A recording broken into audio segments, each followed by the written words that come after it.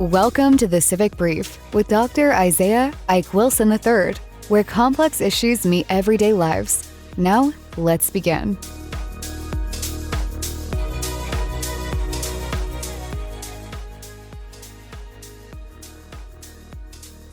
Fellow travelers, welcome back to the Civic Brief. And this being the WiSE Way segment of our Experience 4 focused on force, faith, and the American experience. This WiSE Way, we're going to apply techniques and tools that can range from the battlefields to the boardrooms, if you will, or more importantly, perhaps from our neighborhoods to negotiation tables, those things that we as individuals, as citizens, as businesses, as companies and corporations can employ for first having a better understanding and appreciation of the role, the intersectionality and the role of force and faith in the American experience and everything about that, public, private, governmental, non-governmental, and also techniques that we can employ to be, frankly, better citizens in arriving at that effective balance or equipoise between what St. Augustine called the city of man and the city of God. What I want to do today with the WiSE Way is to talk specifically in terms of force, faith, and what that means for us today and into the future. So again, welcome. Here we take the moral questions explored in the main episode with our guest, Bishop John Stowe, and then we're going to walk them into, again, that strategic, operational, and civic terrain where they actually live in real practical terms. Today, we continue that inquiry, again, into force and faith in the American experience, but with a specific focus on something often misunderstood, and here it is. The uneasy triangle between humanitarianism, development, and state power, and why the United States is now experiencing catastrophic slippage in all three of those arenas. Now, if the main episode asked about faith communities meeting force on the ground, which it did, today we're going to ask what happens when the state completely walks away. What happens when development collapses? What happens when humanitarianism is asked to do the work of government and governance? And what does this mean for America's future, both at home and in the wider world? So let's get clear on terms that Washington often muddies, oftentimes unintentionally, sometimes strategically and intentionally. Humanitarianism. Now, when we say humanitarianism, when we hear humanitarianism, what we're really talking about here is crisis relief. It's immediate, it's neutral, it's life-saving, and it prevents collapse. Development, on the other end of the spectrum, speaks to long-term nation and state shaping. It's slow, it's strategic, it's structural, and it's civic. It prevents crises from occurring. And frankly, when done properly in a preventive defense sort of way, it actually prevents crises from ever manifesting in the first place. Again, humanitarianism, let's think about that in medical relief terms, metaphorically, almost like the tourniquet. So humanitarianism being the tourniquet, then therefore, in that contrast, development is the physical therapy in the rehab, the rehabilitation. They're not substitutes for one another. They are sequential, however, and they are, importantly, interdependent. Now, when you remove development, humanitarianism becomes permanent. And when you remove humanitarianism, crises becomes death. Now, for decades, the United States, through USAID, the Department of State, programs like the Millennium Challenge Corporation, the Overseas Private Investment Corporation, and U.S. International Development Finance Corporation, as well as many others, partner institutions across the board, they've understood this logic. Development was not charity. It was diplomacy, deterrence, and stability. But then came America First 3.0, which attempts to simplify a complex world by, frankly, largely withdrawing from it. The dismantling of USAID is not just a bureaucratic rearrangement. It's the removal of United States' most effective non-military instrument of power. Its absence accelerates global instability, not because America is needed as any kind of savior, but because America's presence historically helped prevent the creation of vacuums. A vacuum that adversaries, now are filling joyfully. Humanitarianism needs are rising. Development pathways are collapsing. Faith institutions are doing their best to absorb the shock of all that. And force is introduced where foresight should have been. Now, what I want to do is I want to take this and I want us to walk a bit and talk through some of today's compound security collisions. I'm going to introduce and talk to a quick 6 of those. First, what we see today is a perfect example of compound dynamics.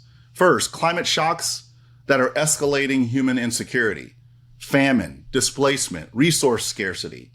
The United States withdrawal from COP 2025, the climate change convention and symposium, signals abandonment at the very moment global coordination is most needed.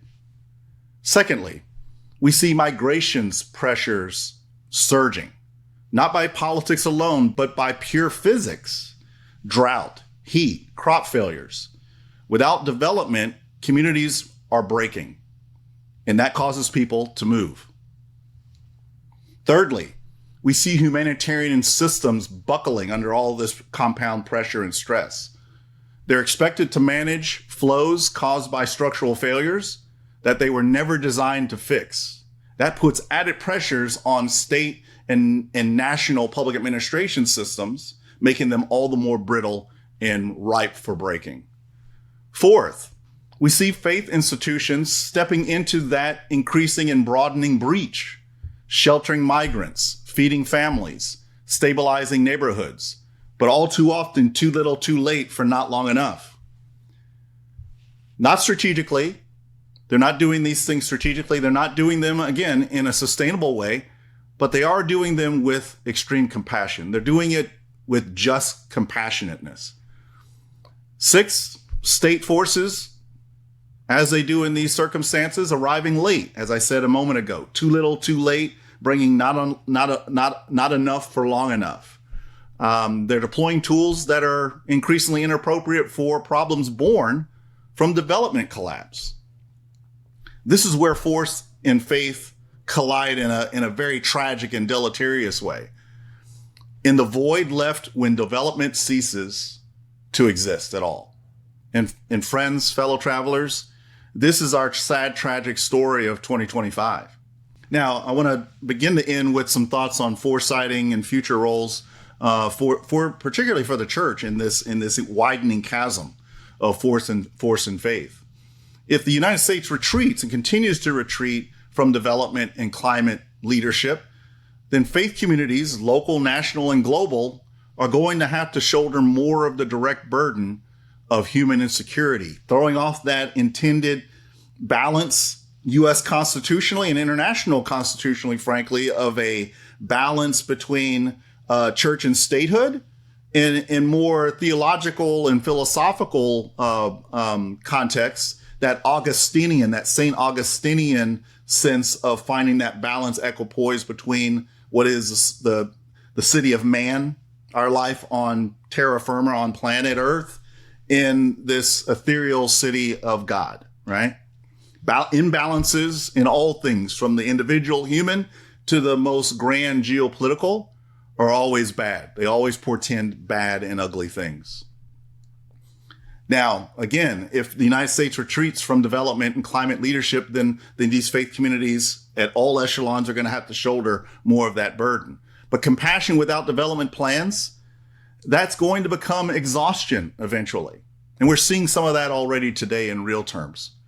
Charity without structural partnership becomes, frankly, futility at an eventual point in time and space.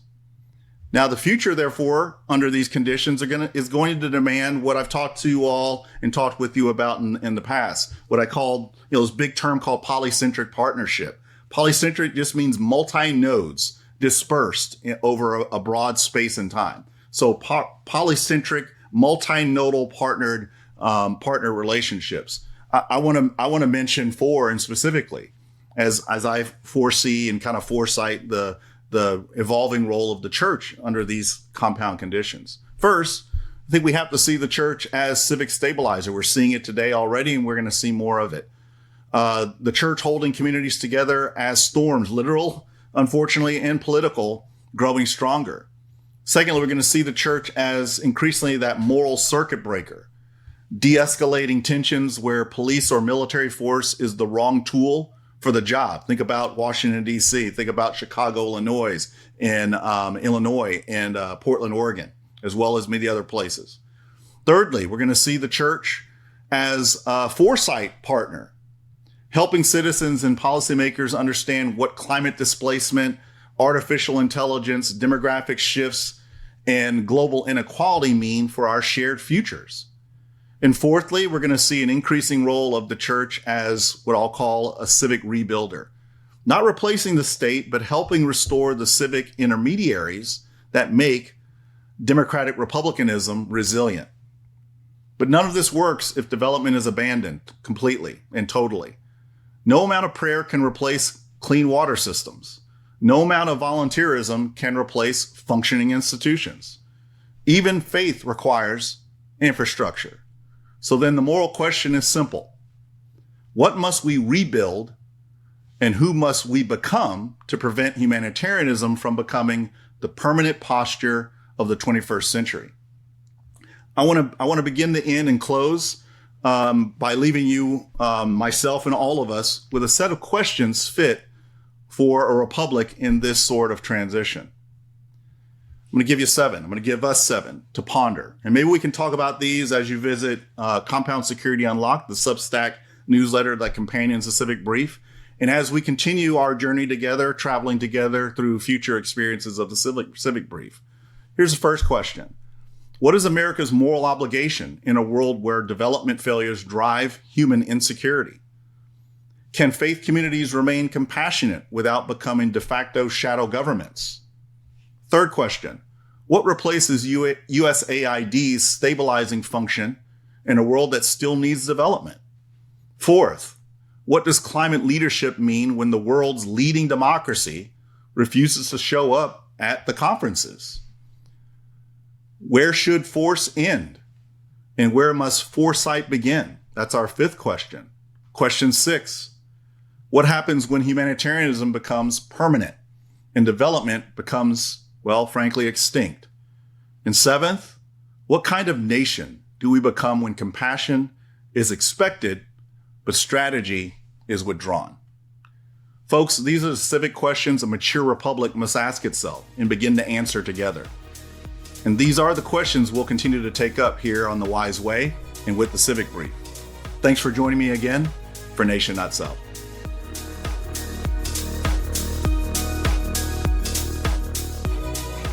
Thanks for tuning into the Civic Brief. Got questions, insights, or ideas? Join us at thecivicbrief.com to continue the dialogue.